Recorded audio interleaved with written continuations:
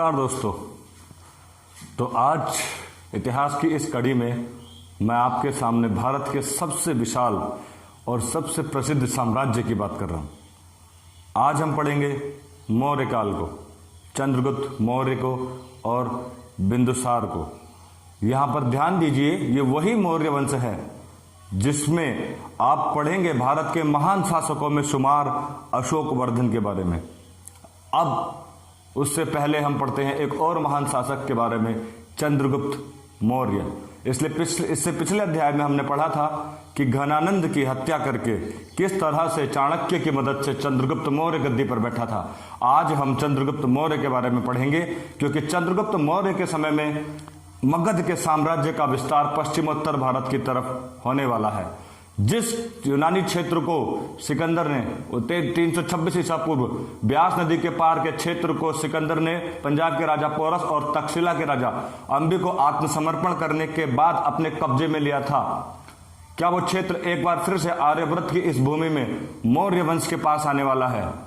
और आने वाला है तो वो किस तरह से आने वाला है? क्या है चाणक्य की कूटनीतियां जिनके दम पर मौर्य साम्राज्य आगे बढ़ता ही चला गया, और वो इस कदर आगे बढ़ा कि भारत के इतिहास में ना तो इतना बड़ा साम्राज्य किसी के पास दिखता है, ना ही कभी किसी के पास इतना बड़ा साम्राज्य था। तिब्बत से लेकर हिंदुकुश के अफगानी क्षेत्र तक भारत में मगध साम्राज्य का विस्तार हो गया था।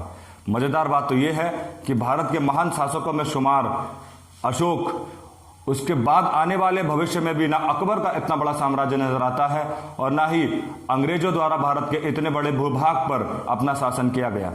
तो मित्रों, आइए चलते हैं, देखते हैं चंद्रगुप्त मौर्य के बारे में। मित्रों, ये नक्शा आपको दिख रहा होगा जहां आपने पिछले अध्याय में सिकंदर के आक्रमण के बारे में पढ़ा था कि ब्यास नदी के पार यूनानी लोगों ने अपना कब्जा कर लिया था। इधर पंजाब हुआ करता था ब्यास और झेलम के बीच में, जहां पर हार हुई थी पंजाब के राजा पोरस की। पीछे तक्षशिला में अंबी ने आत्मसमर्पण कर दिया था। तो फिलहाल ब्यास नदी के पार का एक क्षेत्र वर्तमान में यूनानियों के कब्जे में है। ध्यान से आप देखते जाइए। कुछ समय पश्चात 322 ईसा पूर्व में यहां पर राज्याभिषेक हो जाता है चंद्रगुप्त मौर्य का, अपदस्थ कर दिया जाता है घनानंद को। तो भारत में ये नींव रखी गई मौर्य वंश की। चाणक्य की मदद से कार्य होता है। चाणक्य के अन्य नाम मैं आपको बता दूं, विष्णुगुप्त के नाम से भी चाणक्य जाना जाता है और कौटिल्य के नाम से भी चाणक्य जाना जाता है। चाणक्य की बुद्धिमत्ता का परिचय हमने जब आपको नंद वंश पढ़ाया था तो ही बता दिया था। जस्टिन ने चंद्रगुप्त मौर्य को सेंड्रोकोट्स एवं प्लूटार्क ने एंड्रोकोट्स कहा है। मैंने आपको पहले ही बताया है कि यूनानी शब्दों में ट, ठ, ड का इस्तेमाल ज्यादा होता है।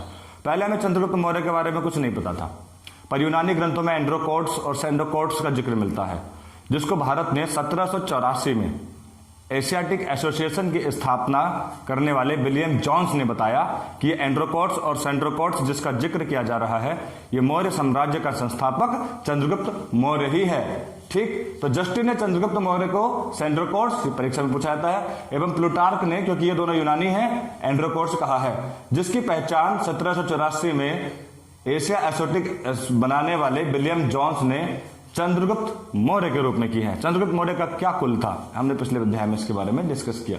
अच्छा, इसके दरबार में ही चाणक्य ने अर्थशास्त्र की रचना की। अर्थशास्त्र एक और महत्वपूर्ण, लेकिन यहां पर अर्थशास्त्र से वो नहीं है जो आज का अर्थशास्त्र है, इकोनॉमिक्स, रुपये की व्यवस्था, नहीं। यह अर्थशास्त्र उस समय के राजनीतिक पहलुओं को समझने के लिए था, उन कूटनीतिज्ञों को था जिसकी मदद से आप राज व्यवस्था को चला सकते हैं। इसमें राजनीतिक चेतना के बारे में बात की गई है, राजनीतिक नियमों के बारे में बात की गई है। इसके बारे में हम अगले अध्याय में जब चंद्रगुप्त मौर्य के प्रशासन के बारे में पढ़ेंगे तो सारी डिटेल में बताएंगे। फिलहाल मैं आपको सिर्फ इतना बता देता हूं कि इसमें 7 राजाज्ञाओं का जिक्र है कि राजा के क्या क्या कार्य होने चाहिए, और कुल मिलाकर ये अर्थशास्त्र प्योर अर्थशास्त्र न होकर राजनीतिक नियमों की एक किताब है, जिसकी रचना शासन और प्रशासन चलाने के लिए चंद्रगुप्त मौर्य के दरबार में कौटिल्य यानी कि विष्णुगुप्त चाणक्य ने की थी। ठीक है, इतना आप जान लीजिए। अच्छा, अब सबसे महत्वपूर्ण घटना की मैं बात करता हूं जो चंद्रगुप्त मौर्य के समय में हुई। चंद्रगुप्त मौर्य के बारे में आप जान लीजिए, क्योंकि मैं इसके बारे में आपको बता रहा हूं। अच्छा, 305 ईसा पूर्व क्या होता है? अब चूंकि साम्राज्य पर ये 17 साल से गद्दी पर बैठे हैं, 322 ईसा पूर्व से अपने साम्राज्य के विस्तार के लिए चाणक्य के मन में ख्यालात आते हैं कि हम अपने साम्राज्य का विस्तार किस तरह से करें। अब देखिए, यूनानी क्षेत्र इनको नजर आता है, क्योंकि सिकंदर के बाद सेल्यूकस निकेटर वहां पर अपना सिंहासन जमाए हुए हैं। अब देखिए 305 ईसा पूर्व रावी नदी के तट पर पुरुषणी, जिसका पुराना नाम है, एक भीषण संग्राम होने वाला है चंद्रगुप्त मौर्य बनाम सेल्यूकस निकेटर। 305 ईसा पूर्व ये युद्ध होता है इस क्षेत्र को लेकर, क्योंकि ब्यास नदी के पार यूनानी क्षेत्र, यूनानियों ने अपना कब्जा कर रखा है, जबकि ये कभी भारतीयों का हिस्सा हुआ करता था। हालांकि ये कभी भी अभी तक मगध साम्राज्य में शामिल नहीं हुआ था, यहां पर पंजाब का राजा का अधिकार हुआ करता था। अब देखिए इतिहास में पहली बार आप ब्यास नदी के पार मगध के साम्राज्य का विस्तार देखेंगे और भारत में मगध साम्राज्य के इतने बड़े विस्तार को देखेंगे। मैं संपूर्ण मानचित्र अगले अध्याय में जब अशोक के बारे में पढ़ाऊंगा तो आपको बताऊंगा कि कितने बड़े क्षेत्र पर मगध साम्राज्य का शासन था।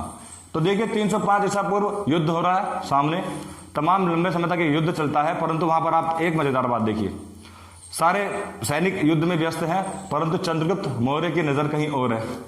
यानी कि चंद्रगुप्त मौर्य सेल्यूकस निकेटर की बेटी हेलेना के साथ आंखें मिलाने में लगा है। मतलब आप समझ रहे हैं उन चीजों को, एक ऐसा ट्रायंगल आप घटना को देखते जाइए कि युद्ध चल रहा है और चंद्रगुप्त मौर्य कहीं और व्यस्त हैं। ठीक, तमाम भीषण युद्ध चल रहा है, चाणक्य ये देखता है, जब चाणक्य को लगता है कि इस चीज का भी फायदा उठाया जाए। युद्ध किसी परिणाम पर नहीं पहुंचता, परंतु एक संधि कर दी जाती है।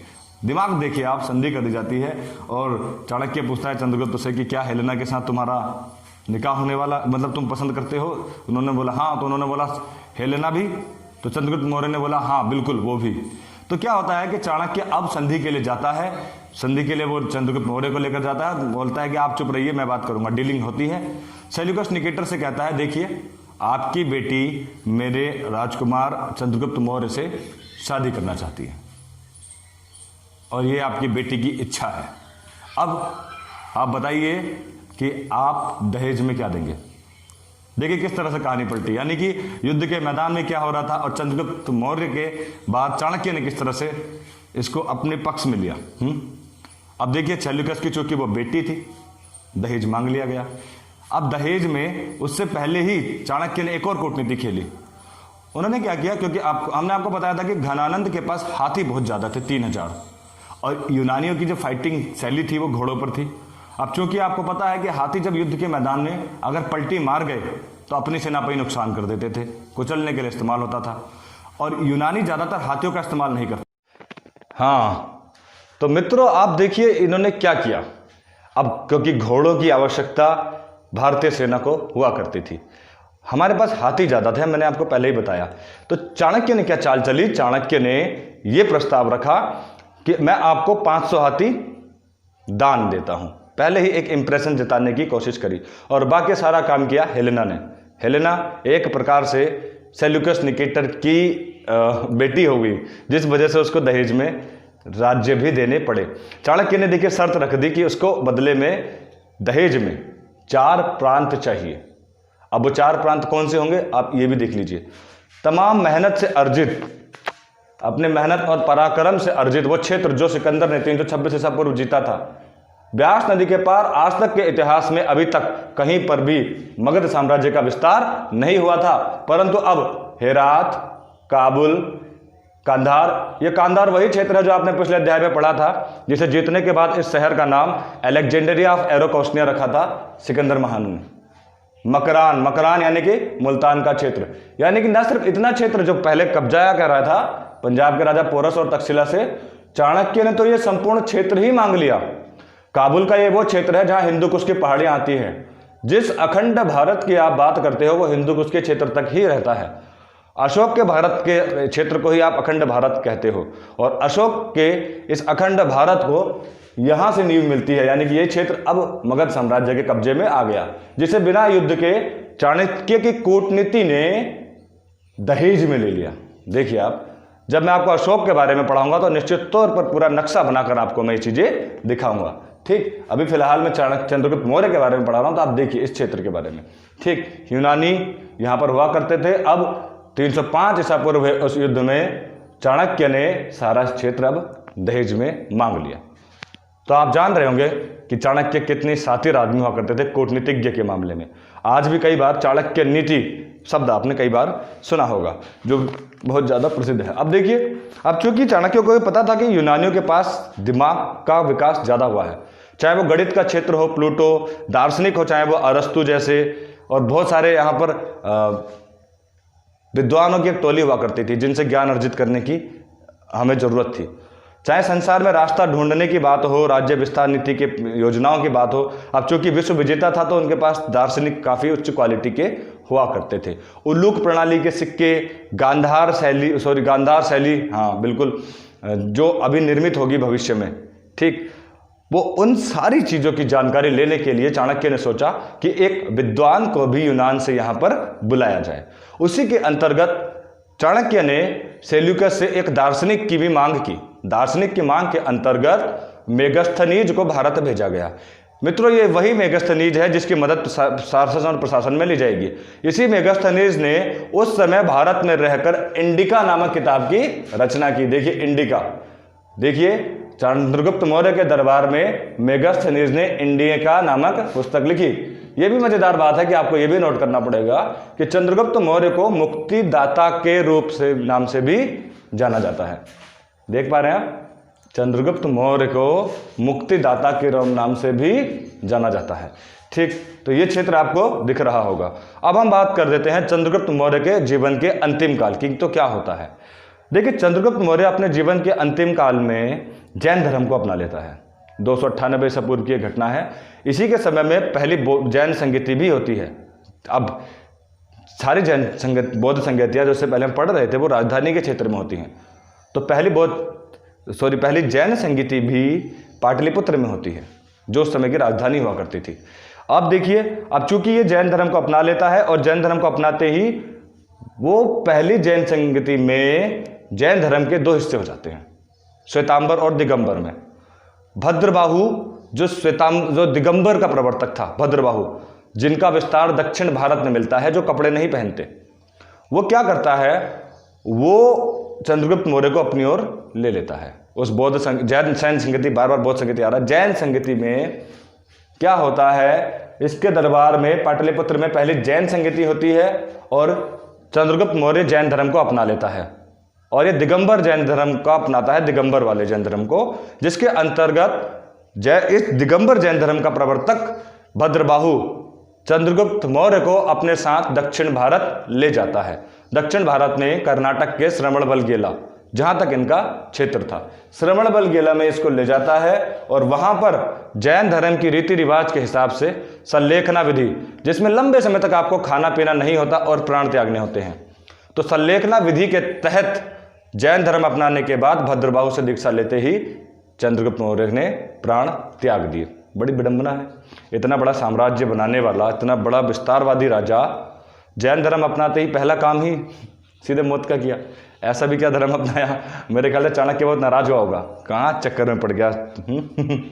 फिलहाल मतलब ये था कि ये था चंद्रगुप्त मौर्य का अंत। 298 ईसा पूर्व संलेखना विधि के माध्यम से अपने प्राण चंद्रगुप्त मौर्य ने त्याग दिए और यहीं से इसका कार्यकाल भी समाप्त हुआ।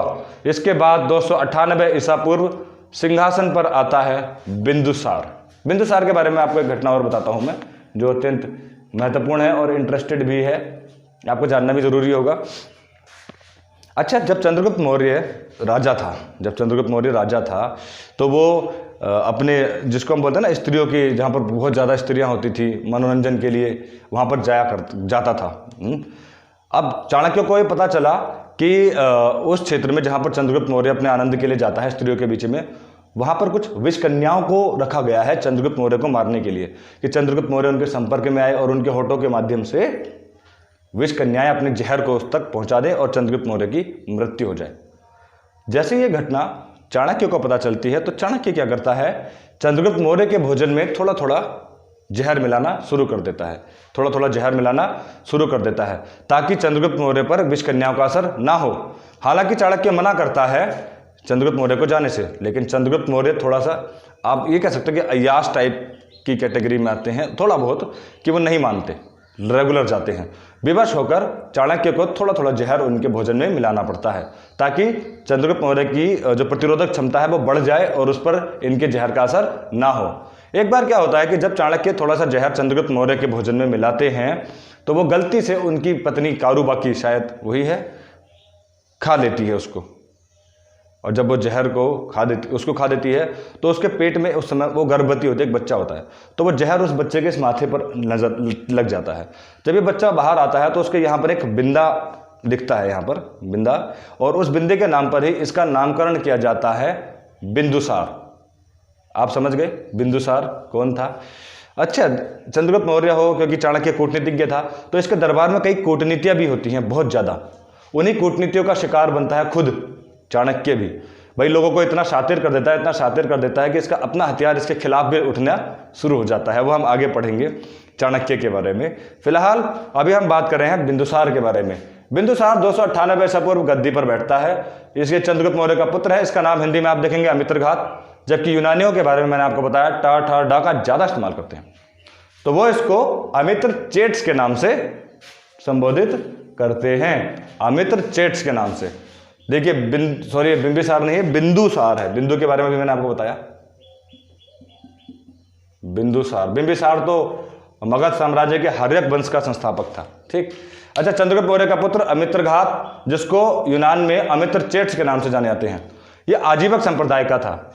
जिस तरह से चंद्रगुप्त मौर्य जैन धर्म को अंतिम समय में मानता है, ये आजीवक संप्रदाय का था। इसके गुरु का नाम था पिंगलवत्स। ये अक्सर उनसे पूछा करते थे, उनके 101 पुत्रों में, कि मेरा अगला योग्य अधिकारी कौन है। वो ये जानते हुए भी कि अशोक बहुत महान सम्राट है, अशोक को ये बिल्कुल पसंद नहीं करते थे, मैं आपको बता दूं। और अशोक के बारे में हम अभी आगे पढ़ेंगे तो इसके बारे में डिस्कस अवश्य करेंगे। फिलहाल हम बिंदुसार को ही लेते हैं। ठीक। अच्छा, इसने अपने दरबार में सीरिया के एंटियोकस से डायमेकस एवं मिस्र के टोलेमी सेकंड से डायनोसिस को बुलाया था। अपने दरबार में सीरिया के एंटियोकस से डायमेकस, जिनसे इसने अंजीर, मदिरा, सूखे अंजीर इसकी मांग की थी। अब चूंकि वो क्षेत्र भूमध्य सागरीय क्षेत्र है, उन क्षेत्रों में